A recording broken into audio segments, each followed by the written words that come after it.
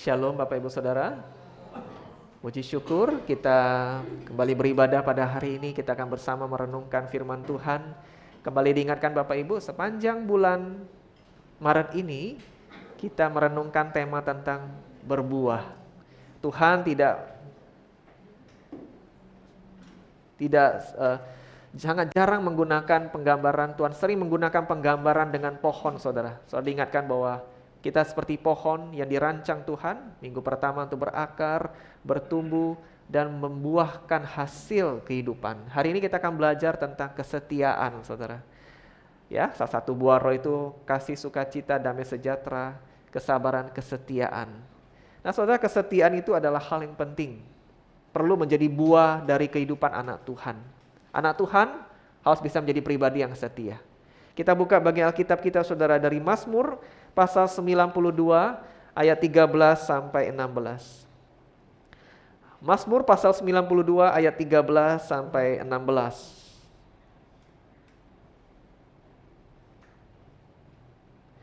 Ada 4 ayat yang kita baca Bapak Ibu. Mazmur pasal 92 ayat 13 sampai 16. Kita akan baca bersama-sama, buka Alkitab kita. Kalau sudah ketemu katakan amin. Ya, ada beberapa yang masih belum mendapat, ditunggu. Mazmur pasal 92 ayat 13 sampai 16. Kalau di dalam gadget saudara sampai 15. Betul? Kalau di Alkitab buku 14 sampai 16. Kita ikuti di HP saudara, betul? 13 sampai 15 saja. 1, 2, 3. Mereka yang ditanam di bait Tuhan akan bertunas di pelataran Allah kita. Pada masa tua pun mereka masih berbuah, menjadi gemuk dan segar, untuk memberitakan bahwa Tuhan itu benar, bahwa Ia gunung batuku dan tidak ada kecurangan padanya. Satu ayat terlewat saudara, ternyata ada di ayat 12 di gadget kita. Saya bacakan saja bagi Bapak Ibu. Orang benar akan bertunas seperti pohon kurma, akan tumbuh subur seperti pohon aras di Libanon. Nah, Tuhan menggunakan orang Kristen, saudara. Penggambarannya dengan pohon kurma dan pohon aras. Lalu berlanjut di ayat itu, mereka ditanam di bait Tuhan, di pelataran Allah kita. Sampai tua pun mereka berbuah, menjadi gemuk dan segar, memberitakan bahwa kemuliaannya adalah Tuhan gunung batu. Saudara, kesetiaan adalah tanda dari iman yang hidup. Kalau kita beriman pada Tuhan, harusnya buah roh itu muncul setia. Bukan tidak setia. Bukan menduah hati. Bukan gampang menyeleweng. Tapi anak Tuhan harus bisa menjadi pribadi yang setia. Kesetiaan adalah tanda dari iman yang hidup, saudara. Setia untuk berakar, untuk tumbuh berbuah, memuliakan Tuhan. Nah, kita menggunakan penggambaran pohon aras dan pohon kurma. Nah, dua pohon ini agak jarang kita temukan mungkin di kota Palembang. Saya sampai sekarang belum pernah lihat pohon kurma, saudara. Makan buah kurma pernah. Pohon aras, Bapak Ibu pernah ada yang lihat? Saya juga belum pernah. Yang menyerupai pohon aras, saya pernah lihat pohon pinus. Tapi ternyata berbeda juga. Saudara, yang pertama kita akan lihat pohon aras, saudara. Nah, ini gambarannya pohon aras yang Alkitab tadi katakan. Orang benar akan seperti pohon aras. Saudara, pohon ini dikenal dengan kekuatannya. Tinggi pohon ini, saudara, tingginya lebih tinggi daripada pohon kelapa. Pohon depan gereja ini pun masih kalah tinggi, saudara. Pohon gereja ini pohon pinang nih, saudara. Kalau nggak salah ya, pohon pinang. Lebih tinggi. Tingginya mencapai 20 meter pohon aras ini. 20 meter. Saudara, panjang rantingnya bisa mencapai 33 meter. Yang paling maksimal. Keliling batang pohonnya, saudara, kalau saudara perlu nggak akan nyampe, mengapa? Ukurannya 9 sampai 12 meter. Keliling dari batang pohon itu, saudara. Pohon ini dikenal karena kekuatannya. Inilah pelukisan tentang orang benar yang mengikut Tuhan, seperti pohon aras. Dikenal karena kekuatannya menjulang tinggi, saudara. Getah daripada pohon ini baunya harum. Beda dengan getah karet, saudara. Ya, saudara ya. Kalau ada yang kerja di pabrik karet, 10 meter dari sini saudara akan tutup hidung. Nah, kurang mungkin 10 meter. Lebih, ya, Saudara mungkin punya pengalaman, kalau orang bawa karet, saudara mungkin nggak mau dekat-dekat. Tapi getah dari pohon aras ini wangi, saudara. Usia daripada pohon ini bisa mencapai ratusan tahun, pohon aras. Ini gambaran tentang anak Tuhan, dia akan hidup kuat, tinggi, dan lama, saudara. Dan menghasilkan bau yang harum. Hidup sampai ratusan tahun, ini melambangkan kesetiaan. Saudara, pohon aras atau disebut lain dengan namanya pohon cedar, dikenal juga tidak mudah lapuk, saudara. Semakin tua kayunya, semakin kuat daya tahannya. Nah, ini menjadi alasan, saudara, di zaman dulu kalau orang bangun bait Allah, tiang-tiang penyangganya dipakailah tiang kayu pohon aras ini. Semakin tua, semakin tidak mudah lapuk, semakin kuat. Nah, menarik saudara, ini pohon aras. Lalu kita lihat pohon kurma. Pohon kurma gambarannya seperti ini, saudara. Ini bukan pohon sawit, saudara ya. Pohon kurma.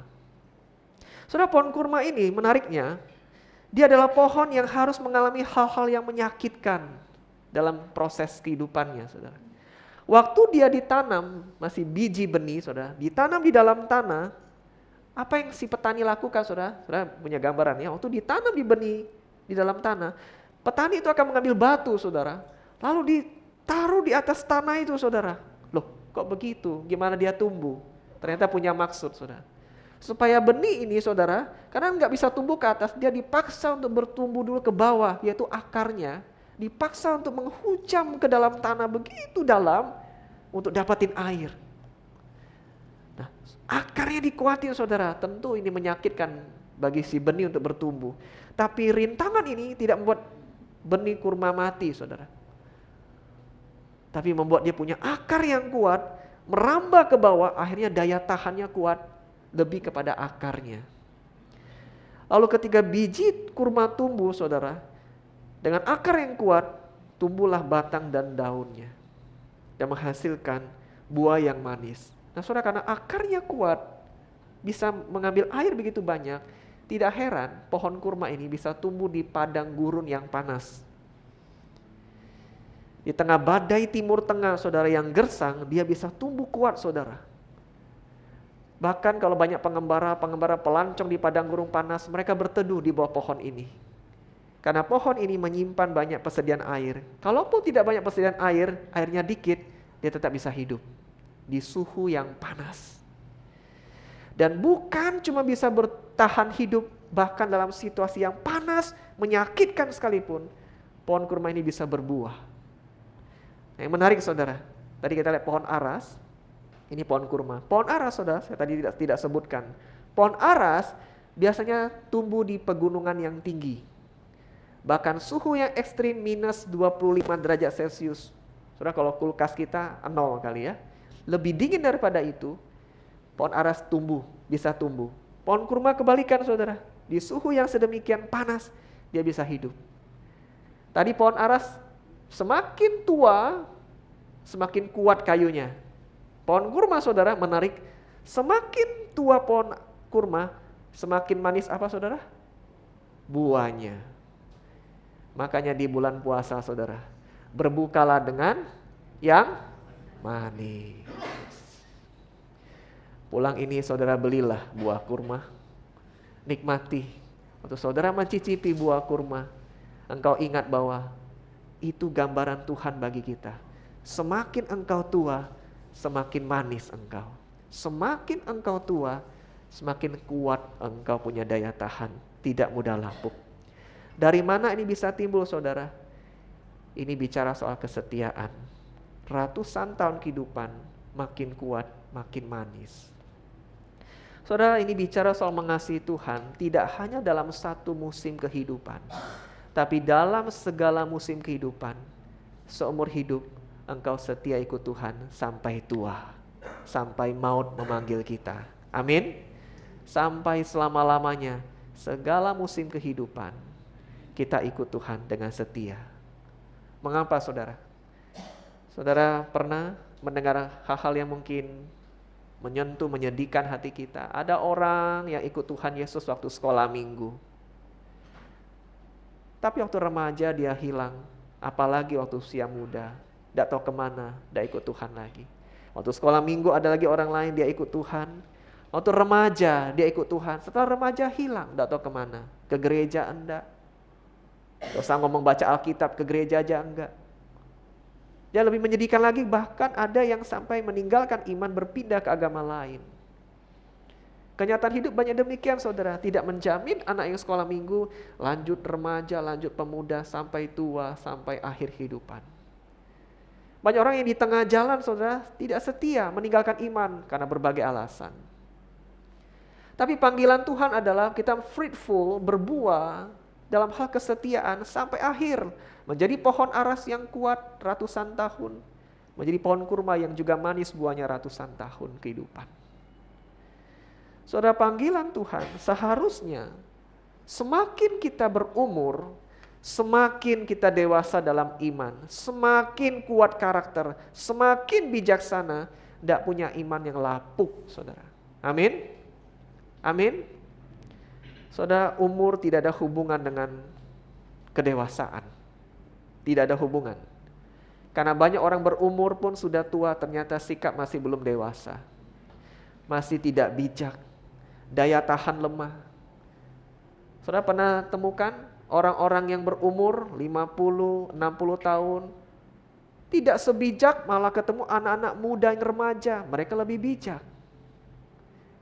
Ada orang-orang anak-anak remaja yang sedemikian kokoh imannya, setia kepada Tuhan. Sementara yang sudah berumur, dewasa kelihatannya, imannya gampang goyah.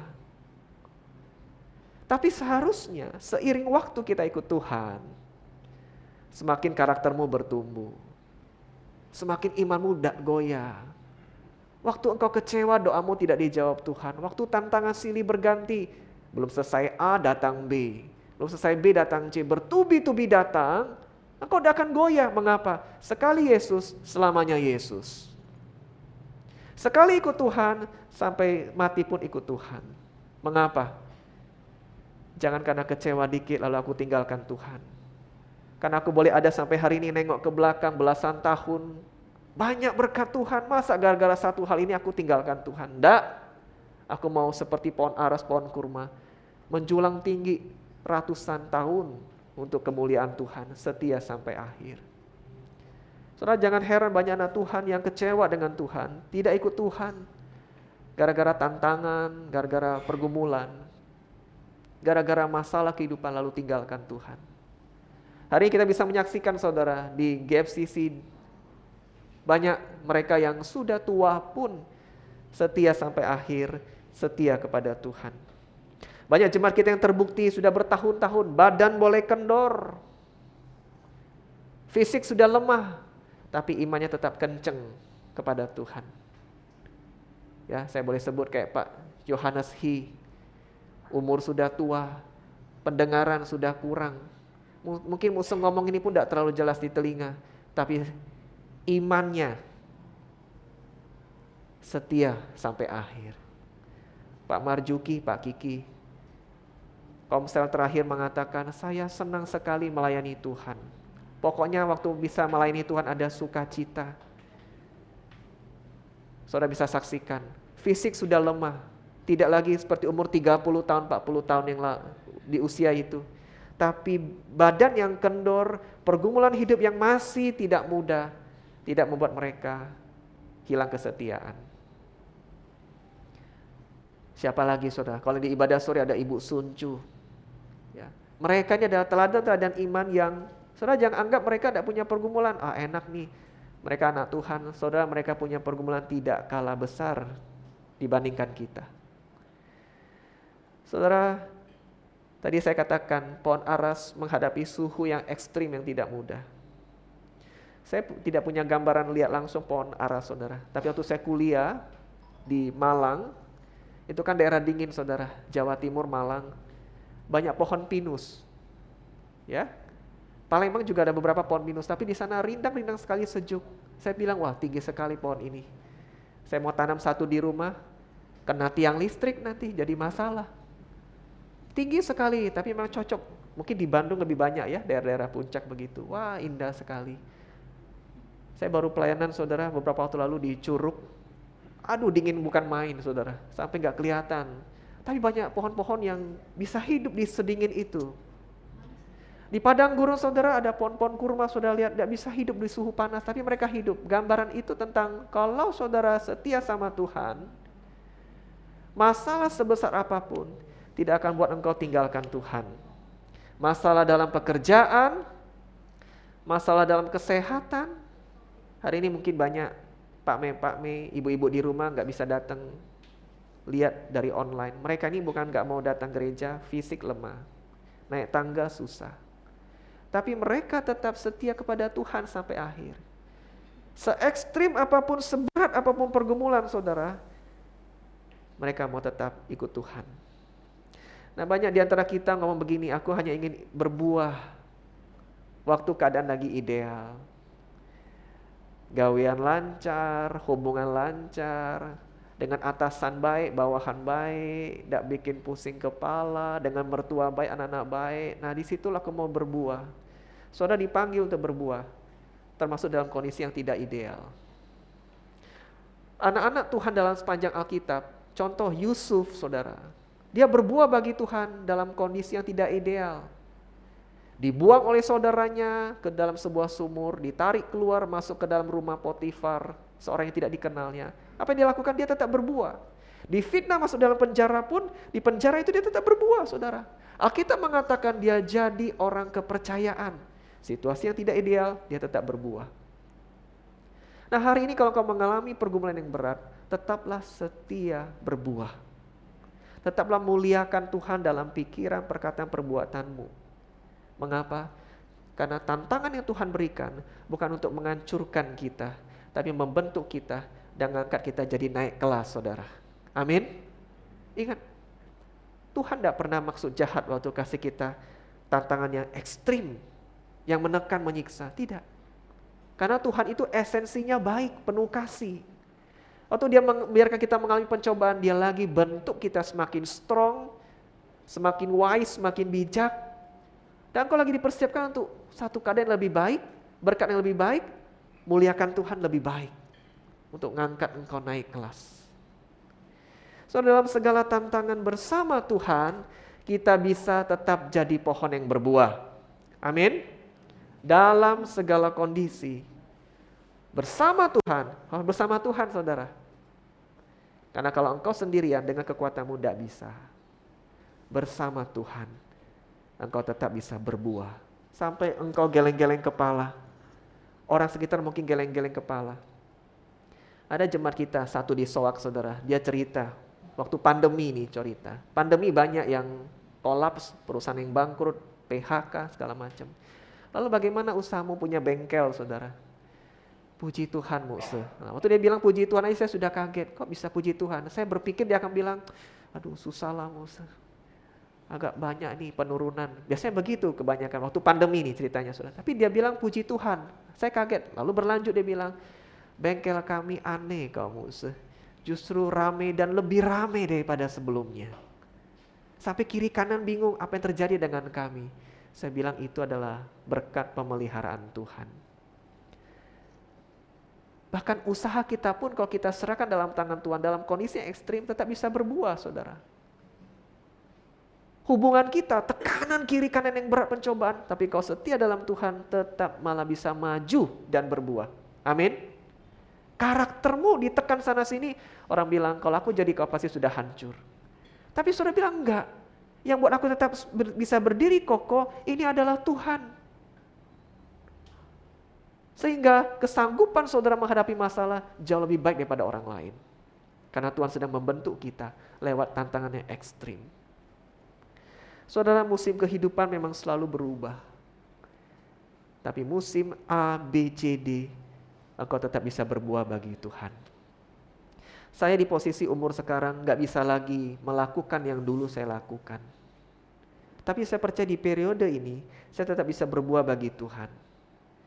Saya dengan Muse Lukas dulu betul, waktu kami remaja, pelayanannya ngangkat-ngangkat saudara. Sekarang masih bisa ngangkat, bisa. Tapi bebannya tidak bisa seberat dulu. Di usia sekarang mungkin 10-20 tahun lagi beda. Mengapa? Beda periode, beda kehidupan, beda cara kita berbuah bagi Tuhan. Tapi yang pasti Asal ada keinginan saudara, asal ada kemauan, ada hati yang mengasihi Tuhan, kita bisa berbuah di setiap musim kehidupan. Setia sampai akhir berbuah bagi Tuhan. Banyak orang bilang begini, jadi kayak nostalgia, wah dulu saya bisa berbuah, sekarang tidak bisa lagi. Seakan-akan jadi orang yang tidak berguna, rongsokan. Saudara tahu, pohon aras waktu dia sudah tua saudara, semakin tua semakin kuat, tadi saya sudah sebutkan. Dia dipakai untuk apa saudara? Semakin tua semakin kuat, dipakai untuk konstruksi bangunan dan kapal. Untuk mengobati penyakit kusta orang pakai pohon aras. Untuk bahan bakar kereta api. Menyembuhkan peradangan di kulit. Mengatasi rambut rontok. Nah kita yang rambut rontok agak botak, sudah boleh berpikir menggunakan pohon aras ini saudara. Mungkin tumbuh rambut karena ada khasiatnya saudara. Lalu sebagai aromaterapi yang menenangkan, banyak manfaat saudara dari pohon aras. Bagaimana pohon kurma? Pohon kurma ternyata dalam usia tua pun saudara, batangnya bisa dipakai juga sama untuk bahan bakar. Semakin tua saudara. Lalu serabut batang dan daunnya bisa diolah menjadi tas. Hari ini hai gadis, engkau buang tasmu, engkau beli tas dengan bahan kurma. Lalu dipakai apa lagi? Untuk membuat keranjang. Di padang gurun banyak orang pakai unta. Nah, untuk dudukan unta itu mereka buat pelana atau pijakannya mereka pakai dari pohon kurma saudara. Dipakai juga menjadi kertas, bahkan menjadi perabotan. Betapa banyak manfaat pohon aras dan pohon kurma waktu di usia tua. Hai Bapak Ibu Saudara yang di rumah juga. Engkau jangan berpikir engkau seperti barang rongsokan. Engkau jaya di waktu lalu di akhir kehidupan engkau tidak bisa memuliakan Tuhan. Seumur hidup kita bisa memuliakan Tuhan. Asal engkau ada hati yang ingin memuliakan Dia, saudara. Lalu bagaimana kita bisa terus berbuah bagi Tuhan? Ayat yang kita baca tadi dikatakan, engkau tetap tinggal dalam pelataran Tuhan. Ya, tetap ditanam di pelataran Tuhan. Tetap bertunas di pelataran Tuhan. Maksudnya apa? Jangan jauh-jauh dari Tuhan. Engkau terus setia mengasihi Tuhan sampai akhir. Lakukan perintahnya apapun harga yang harus engkau bayar. Engkau doa walaupun doamu cepat terkabul ataupun belum, engkau setia saja doa kepada Tuhan. Jangan biarkan keadaan menggoyahkan imanmu. Kesetiaanmu akan selalu membawa hasil. Amin. Kesetiaan akan membawa hasil. Saudara, berbicara soal setia, sebenarnya kesetiaan bukan hanya bicara soal setia di dalam hal kerohanian, yaitu dengan Tuhan. Tapi setia ini ternyata banyak bisa memberkati kehidupan kita dalam lingkungan kerja, dalam lingkungan gereja, dalam lingkungan apapun. Saudara, izinkan saya ingin bicara ini agak pribadi Bapak Ibu. Saya selalu diajarin orang tua waktu saya masih remaja. Ming, ingat ya, in everything, dalam hal semuanya, engkau masuk baik-baik, engkau harus keluar baik-baik. Saudara pasti ingat prinsip ini ya. Masuk baik-baik, keluar baik-baik. Nah akhirnya saya terus bawa ini saudara. Waktu saya setia bekerja di satu perusahaan, di satu gereja, dimanapun dalam hubungan, engkau mulai baik-baik, harus akhiri dengan baik-baik. Ini menunjukkan juga kita setia, menghormati di mana kita berada. Saudara cerita dikit, sebelum saya menjadi hamba Tuhan, belajar jadi seorang hamba Tuhan, saya ini kerja dulu Bapak Ibu. Saya kerja di perusahaan JM, ya, tahun 2000, jadi 25 tahun yang lalu saya kerja di bagian finance, keuangan. 25 tahun yang lalu. Kalau saya nggak berhenti hari ini, saya percaya saya sudah jadi direktur di sana, saudara. Pak Adam, Bu Sutian membenarkan hari itu. Lalu saya kerja 3,5 tahun di sana, lalu memutuskan berhenti. Kenapa berhenti? Saya kena penyakit kuning, hepatitis A waktu itu, saudara. Lalu dokter menyarankan, kau mungkin butuh istirahat lebih lama. Akhirnya saya memutuskan mengundurkan diri, saudara. Setelah 3,5 tahun bekerja di bagian keuangan. Berhentinya nggak langsung hilang mendadak di satu hari. Tapi ngomong dengan atasan waktu itu, begini-begini alasan. Akhirnya dimengerti faktor kesehatan, lalu saya berhenti kerja. Nah karena saya berhenti baik-baik, masuk baik-baik, saya berhenti baik-baik, hubungannya baik saudara. Sampai hari ini 25 tahun kemudian masih ketemu dengan teman-teman lama. Ya waktu itu ada acara kedukaan dari keluarga Pak Adam ya, mama berpulang ke sorga, akhirnya kumpul di rumah duka. Wah ketemu saudara sama teman-teman lama, kepala bagian. Saya percaya kalau saya nggak jadi direktur hari ini paling tidak saya jadi kepala bagian saudara. Kumpul, Ming Ming apa kabar? Ini Ming Ming nih, wah jadi pendeta kok sekarang ya Ming. Aku mau ngobrol foto-foto saudara. Mengapa? Kita masuk baik-baik, keluar baik-baik. Saya tetap melayani di persekutuan doa di perusahaan. Ada berapa kesempatan tetap hadir kumpul. Mengapa? Karena baik-baik. Jadi kalau kita setia di satu tempat, baik-baik itu memberkati kita. Lalu saya dapat kesempatan juga, akhirnya saya pelayanan atau kita sebut kerja di sebuah sekolah saudara. Sudah tahu, saya sebut saja ya, Sekolah Palembang Harapan, SPH.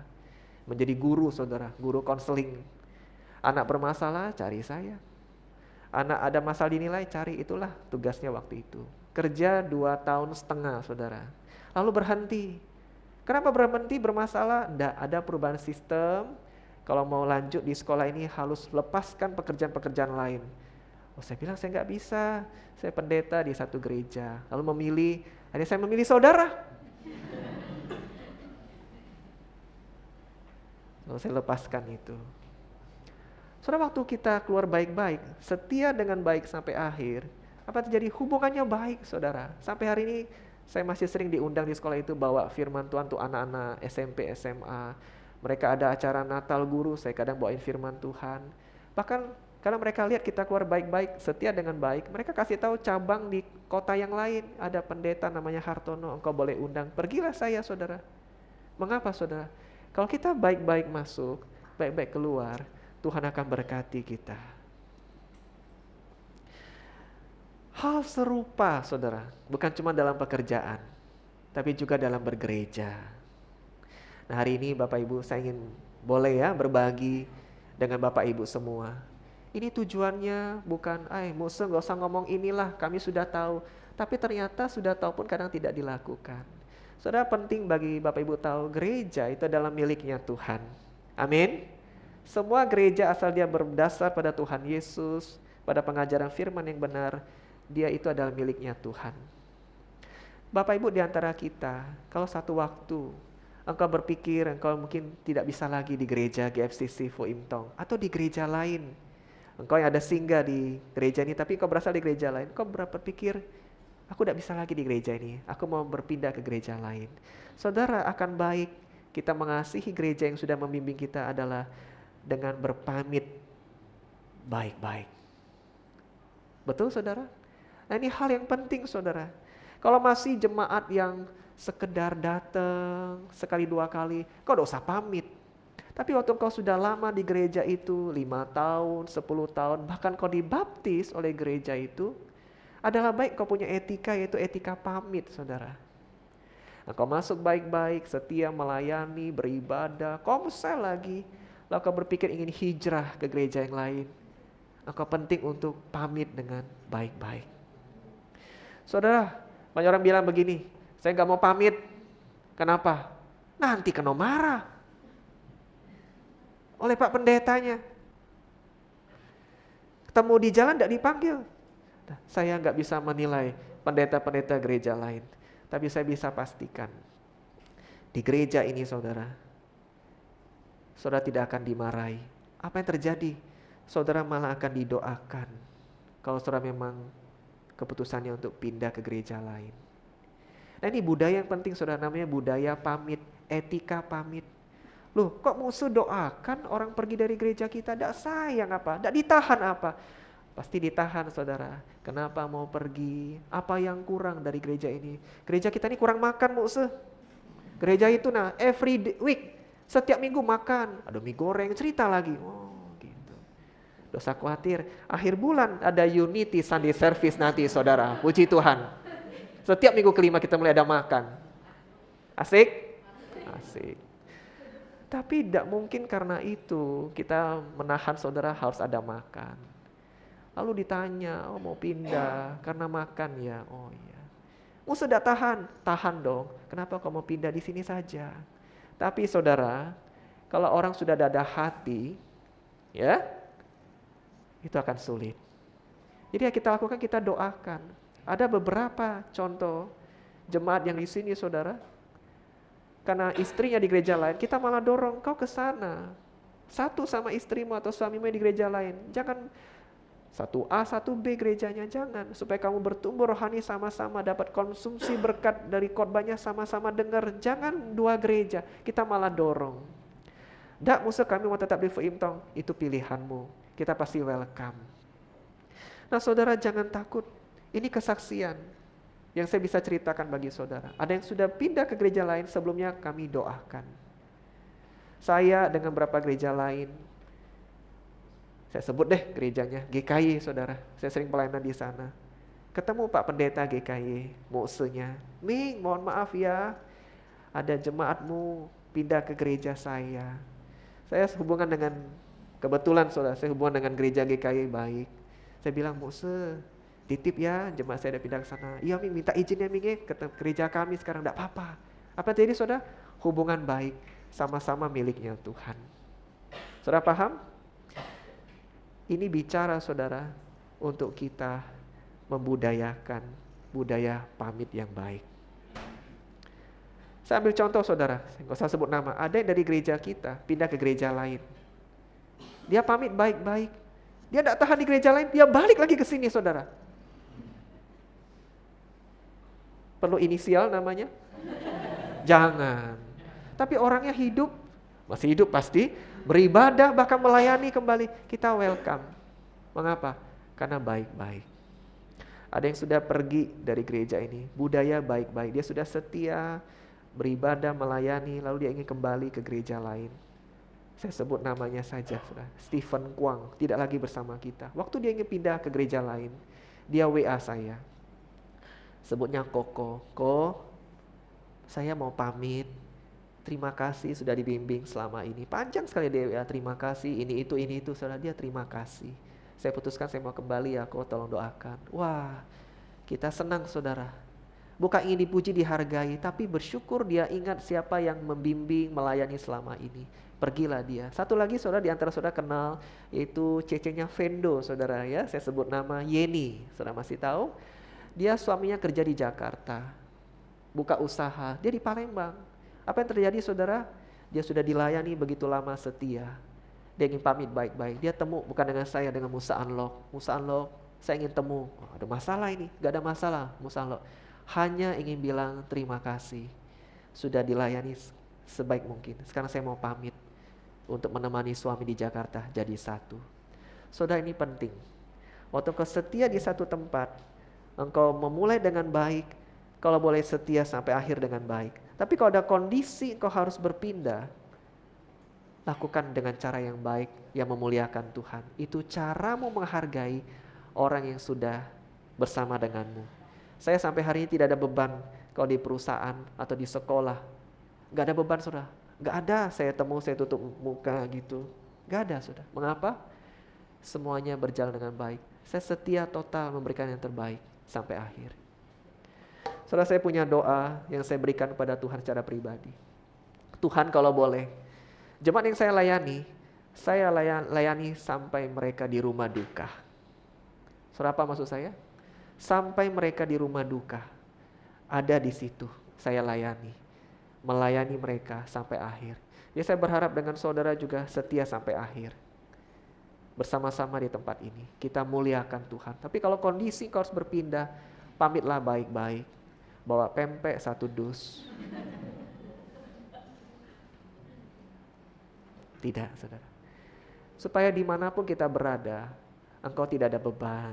Kau memuliakan Tuhan. Saudara, ini sebentar lagi mau lebaran bukan? Mau lebaran? Biasanya ibu-ibu rumah tangga paling khawatir apa saudara? Nanti kalau pembantuku pulang ke kampung halaman, apa terjadi? Apa terjadi? Tidak balik lagi. Di telepon tidak ngangkat, di WA tidak balas. Pusing saudara ya? Kita nggak suka. Putus tiba-tiba. Saudara yang berpacaran hari ini semuanya baik. Tiba-tiba besok si doi di telepon tidak ngangkat, WA tidak balas. putus pacaran tiba-tiba, wah sakitnya tuh di sini saudara. Kita nggak suka. Nah demikian juga waktu kita hidup memuliakan Tuhan sesederhana itu. In everything, dalam hal segala sesuatu, mulai baik-baik, selesai baik-baik. Sepanjang proses itu engkau muliakan Tuhan dengan setia sampai akhir. Dan kalau hari ini engkau diberkati saudara, ayat yang kita baca tadi mengatakan, kalau engkau gemuk dan segar berbuah, jangan lupa muliakan kalau Tuhanlah gunung batuku. Amin. Jangan lupa keluar dari mulutmu kata puji Tuhan. Aku hari ini diberkati dengan karir, diberkati dengan hubungan rumah tangga, kesehatan. Aku gemuk dan segar seperti pohon aras dan pohon kurma. Engkau jangan lupa muliakan Tuhan. Sumberku dari Tuhan. Dia yang buat aku boleh ada sampai hari ini. Engkau menjulang tinggi kayak pohon aras. Engkau tertanam kuat kayak pohon kurma. Semua itu bukan karena hebatku, tapi hebatnya Tuhan. Nah saudara, bagian kita adalah setia sampai akhir. Setia dalam kehidupan rumah tangga kita, setia dalam pekerjaan kita, setia dalam pelayanan kita, setia dalam iman kita kepada Tuhan. Wahyu mengatakan demikian, kita wahyu. Hendaklah engkau setia sampai akhir, dan aku akan mengaruniakan kepadamu mahkota kehidupan. Tuhan yang ngomong itu. Kau setia sampai akhir, aku akan mengaruniakan kepadamu mahkota kehidupan. Tuhan puji, masuklah hai hamba yang baik dan setia. 2 indikator itu saja yang Tuhan minta. Hambaku yang baik dan setia. Baik dan setia. Jangan sampai kita hilang 2 sifat itu. Mari kita berdoa.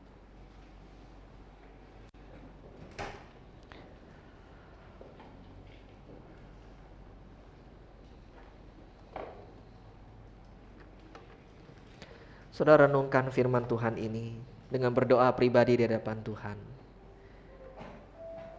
Apapun kondisi kehidupan kita hari ini, apapun umurmu saudara, berapapun umurmu, Tuhan ingin engkau berbuah. Bahkan dalam pergumulanmu, engkau bisa muliakan Tuhan. Engkau bisa tunjukkan imanmu kepada Tuhan. Kalau masalah sudah selesai, engkau tunjukkan iman, itu biasa. Yang luar biasa, engkau bisa berbuah bagi Tuhan di tengah-tengah kesulitanmu. Tapi ini tidak bisa tanpa pertolongan Tuhan. Mari berdoa pribadi. Katakan, Tuhan beri aku kekuatan. Tolong aku Tuhan untuk setia. Setia menjadi gaya hidupku. Setia menjadi hal yang aku bisa tunjukkan. Dan aku akan memuliakan Engkau dimanapun aku berada. Mari berdoa pribadi saudara.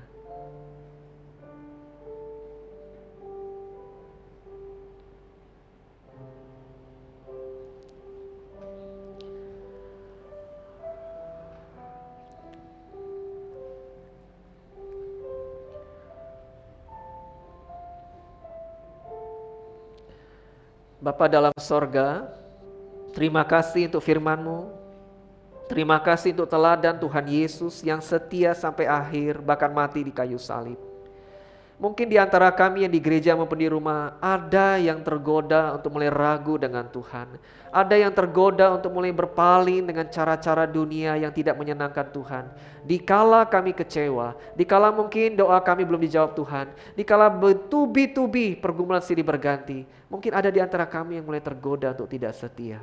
Tapi Tuhan, hari ini kami dengar firman-Mu, kami percaya panggilan Tuhan adalah kami setia. Karena Tuhan sendiri sudah sedemikian setia kepada kami, pribadi-pribadi yang tidak layak. Terima kasih Tuhan untuk firman-Mu. Biarlah dalam pekerjaan kami, dalam relasi kami, dalam apapun yang kami temui, kami menunjukkan kesetiaan dalam totalitas iman dan hidup kami. Terima kasih Bapak untuk firman-Mu. Kami bersyukur, kami berdoa di dalam nama Tuhan Yesus. Amin.